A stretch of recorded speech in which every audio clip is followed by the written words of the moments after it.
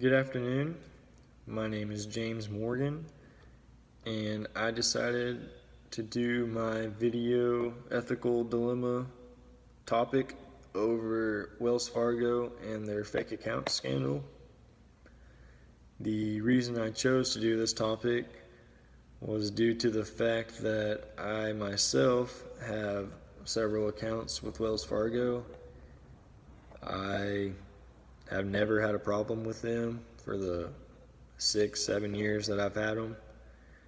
However, after doing research and reading up on this topic, even though it happened in 2011, I'm highly suggesting and considering changing bank accounts. And if you have a Wells Fargo account, I would do the same thing.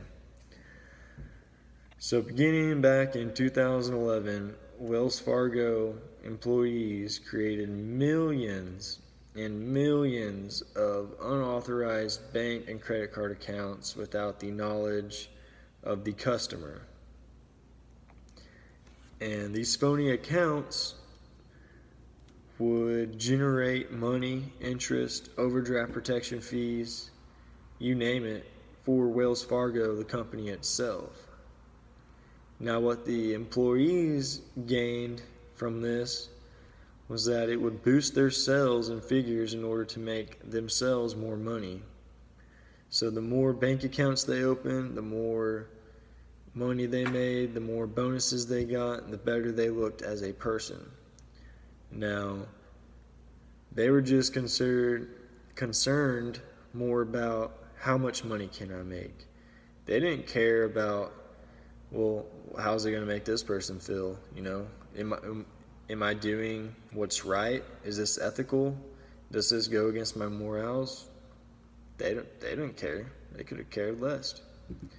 So over the past 5 years, Wells Fargo fired over 5,300 employees.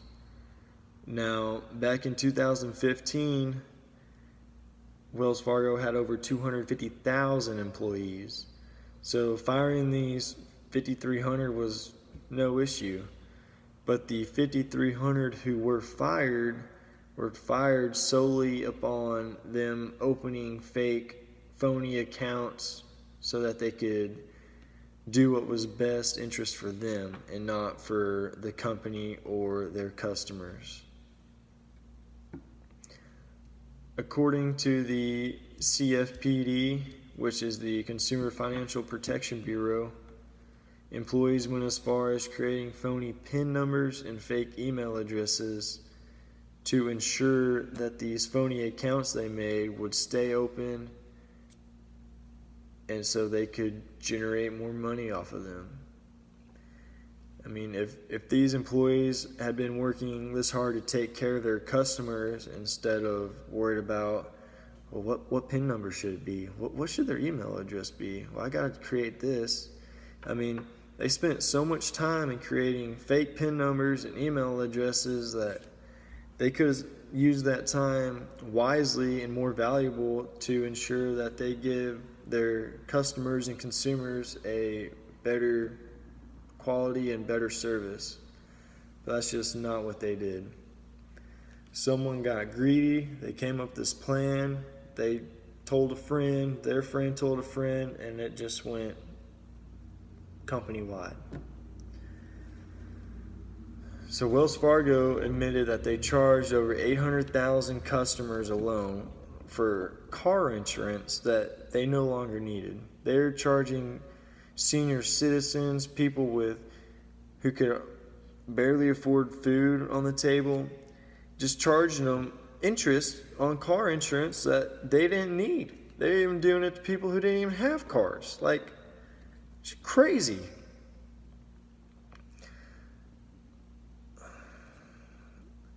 Employees of Wells Fargo opened more than 1.5 million deposits that were unauthorized.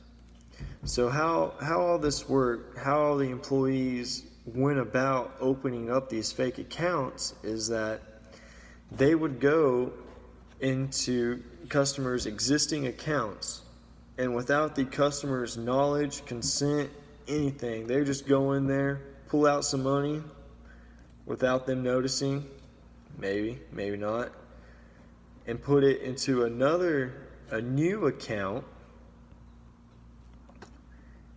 and then customers would be charged for insufficient funds in their account. So I know that if you don't have X amount of dollars in your checking account, Wells Fargo will charge you $5 a month. It's a one-time charge, but it's about $5 a month, I'm pretty sure. And if you multiply that 5 by 1.5 million, I mean, that's $7 million a month extra that Wells Fargo is gaining off of these fake accounts. I mean, they're getting filthy rich. It's ridiculous. So about 500,000 of the fake credit card accounts that were opened, 14,000 accounts of those alone accumulated over $400,000 in fees. Each account over $400,000. I mean, no one has that kind of, I don't have that kind of money. I mean, if I see that fee in my bank account, I don't know what I would do. I'd say, I didn't open it up. I'm sorry. I don't know what to tell you. It's not me. Wells Fargo was fined one of the largest penalties since the Consumer Financial Protection Bureau had opened back in 2011. And Wells Fargo ended up having to pay over $180 million in fines. That sounds like a lot of money. It sure is a lot of money to me. However, Wells Fargo is one of the most and largest valued banks in America. Their net worth is valued at $250 billion. So you take that $180 million in fines that they had, you subtract that from $250 billion, you're still at $249 billion and some change. I mean, that's nothing to them. I mean, that was a little fine. And so you take that extra $5 times the 1.5 million fake accounts, so they're making $7 million a month, and they went years, no telling how many years without being caught. So I'm sure in the end they ended up making money off of this instead of having to waste money. It's just crazy. Unbelievable. The CEO, Tim Sloan of Wells Fargo, began trying to reconfigure the structure of Wells Fargo. For me, I have to be able to trust my bank. So with this ethical dilemma of Wells Fargo, I'm pulling my money out. Like, I don't care. It happened once, it can happen again. And who's not to say that there are other banks out there doing the same exact thing, they just haven't been caught yet. It's very, very possible. However, Tim Sloan, the CEO of Wells Fargo, is talking about how you have to be able to trust your bank. So Wells Fargo is very, very big on gaining trust, gaining new customers, and wanting them to stay with Wells Fargo. But after all this went down, nobody wants to be with Wells Fargo, or I say nobody, I mean, majority of people would not open up a bank account with Wells Fargo if they knew about this situation that had happened. I mean, it's really a shame that something this dramatic has to happen in order for them to be caught.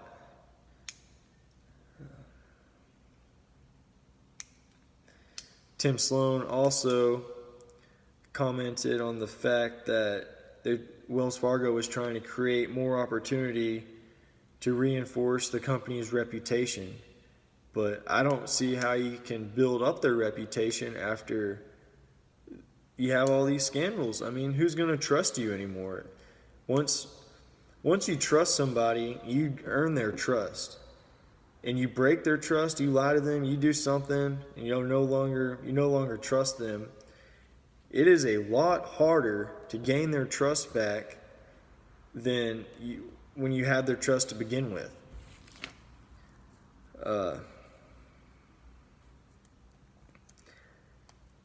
I believe Wells Fargo could have handled this differently, since they are one of the most valued banks in America.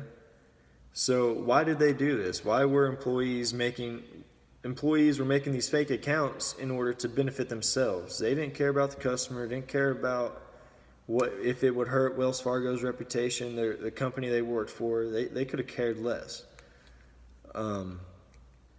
Wells Fargo should have had CEOs, financial advisors, someone watching after all these fake accounts. I mean, you get an extra couple million fake accounts and you don't notice that they're fake?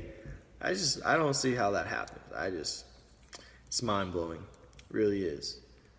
To ensure this doesn't happen again, I believe Wells Fargo needs to take in consideration the employees that they hire. They need to see who they truly are. And the only reason I believe this happened was because employees wanted to make a few extra dollars. It was nothing that Wells Fargo, the corporation themselves, did. However, the employees are the ones who messed up. I think if you have a Wells Fargo account, pull all your money out, go find someone else, someone you can trust. I have several accounts with State Farm. They've always been really, really nice. Never issues. They have no fraudulent accounts that I know of. So yeah, my name's James Morgan, and that's my presentation.